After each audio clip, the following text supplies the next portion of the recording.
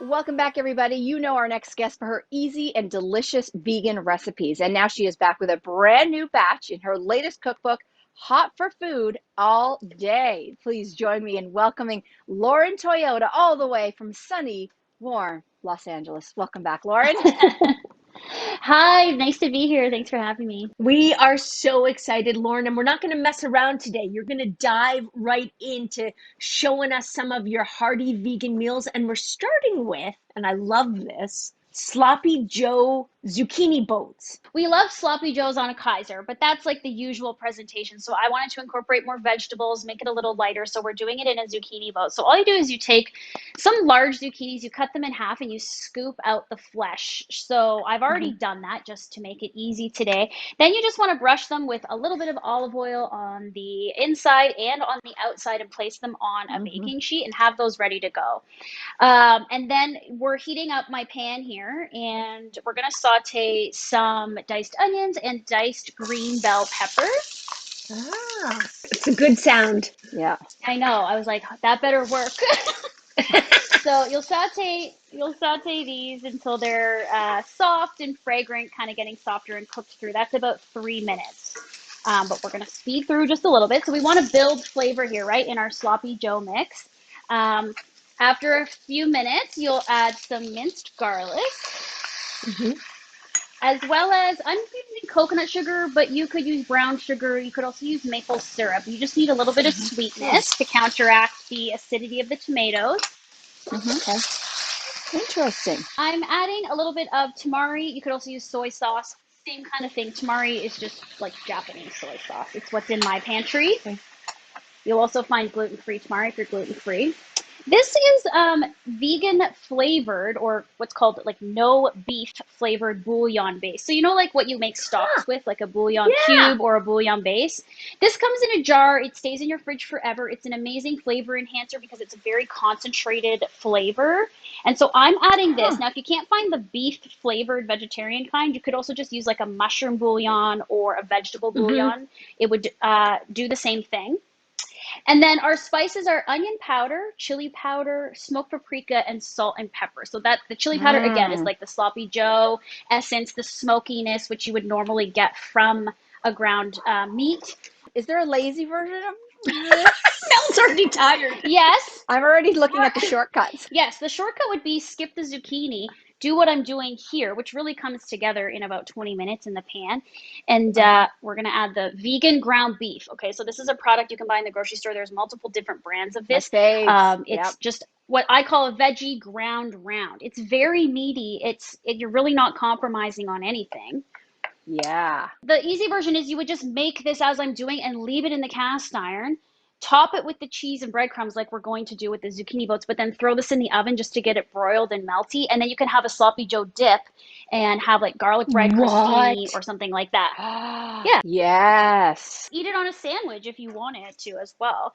Or you could make like a sloppy joe like bowl, kind of like with greens, the sloppy joe mix, tortilla chips. Like there's a number of ways you could eat this. A really big element or theme in your cookbook this go around is how to like level up and repurpose your leftovers. And so like zucchinis. So what are you doing new with your zucchinis as a quote unquote leftover? Okay, well, once you scoop out the zucchini flesh like we did here, you're left with all the innards. And most people would just think, oh, I'll just throw this out. But I have a zucchini carbonara recipe. So you can save this for a couple days in a container in the fridge. It doesn't go brown.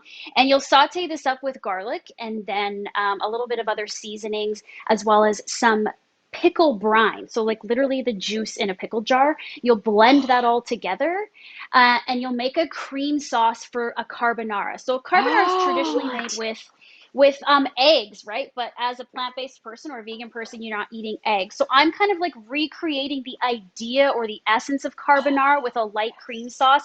And zucchini really lends itself to that, as opposed to something like cashews or tofu, which can sometimes be a little thicker. Right. Just a couple more ingredients over here. We add fire roasted canned tomatoes to get it really juicy. Fire roasted canned tomatoes are always the way to go because they just have that charred aspect to them, so that gives it a lot of flavor. And then a little bit of vegan Worcestershire. Regular Worcestershire has anchovies in it usually, so that's why I'm using a vegan version. Yeah, right. Yes. And then you'll stir this all together. You'll heat it for about 20 minutes. You can put a lid on it and that'll get nice and juicy. So I have a swap for you guys because we don't have 20 minutes. So I have TV the magic. filling here already. Oh, that looks so good. And then you're just gonna, scoop this into the little boats here. Oh, yeah.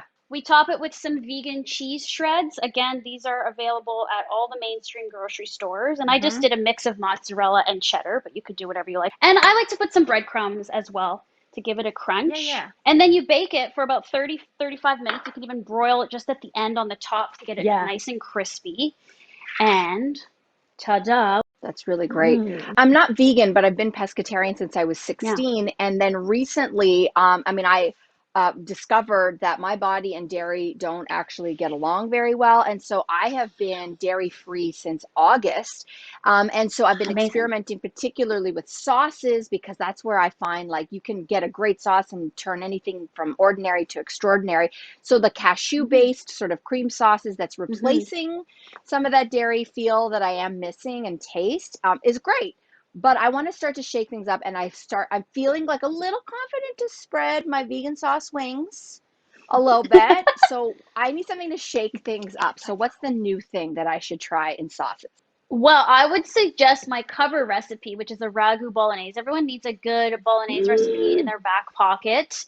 Traditionally, of course, Bolognese is a meat-based sauce. It's not even a sauce that's, super tomato-y. It's actually very little tomato, right? Yeah. And it's like made with the juices of the ground beef and usually red wine. So I omitted red wine in my recipe, which is vegetable based, but you could add a splash of red wine, no problem. And I mentioned that in the cooking process in the recipe. But the base of my sauce is all vegetables. So in a food processor, you mince up cremini mushrooms with some zucchini. Again, you could use this if you wanted. And carrots, celery, and onion. So the base of any good sauce or soup, right? And then you saute that down, and as it cooks down with some of the same flavor enhancers we used in the sloppy Joe mix, stuff like a little bit of soy sauce, actually throw in a little bit of balsamic vinegar, that same no beef vegetarian bouillon base. And again, you build a meat-like sauce that really beautifully coats these thick, amazing pappardelle noodles. And so traditionally Bolognese is on like a tagliatelle or a pappardelle. So I think you've been trying out some heavy cream sauces with a cashew mix, Mel, which is amazing. And I love cashew sauces, but here you can have kind of that hearty, meaty pasta sauce. Trying it. Okay, I want to talk about tofu because there are still lots of people who maybe get intimidated by it. I don't know who they are, but you recommend for people who maybe are nervous about experimenting with tofu, you recommend tofu crispy fingers? If you want to eat more tofu, the best way to do that is to mask it with flavor and crispiness and breadcrumbs, right? Because people see tofu. I love tofu. It's like something I eat almost every day in different forms. But for people who are just being introduced to it, making it look like a little chicken nugget is kind of the best idea, especially for kids. Sure. Right? So this is just like an herbed breadcrumb coating, and there's also like a dredge before you put the breadcrumbs on. It's just Dijon mustard and milk, but you could literally use anything. You could use hot sauce and milk. You could use ranch dip to coat it. You just need something wet to coat the tofu and then dip it in the breadcrumbs to get it nice like this. And then you bake them. And the tofu, you use like a medium or a firm block of tofu. And when it bakes and kind of dries out the moisture, it gets this chewy texture just like chicken. So you do feel like you're biting into something substantial. You could eat them like this this is my jalapeno ranch dip. So you could eat them on the side. I'm just gonna eat some right now. Yeah. That's a great little snack. You can also put them in a bowl. I have a recipe in my book. It's with mashed potatoes, a pumpkin gravy. But here's something, because we need some more greens here. This is my charred corn salad with jalapeno ranch. It's got so many veggies in it. It's got corn that we did in a cast iron pan just on high heat, and it gets a really nice charred caramelization on it and makes it taste really sweet.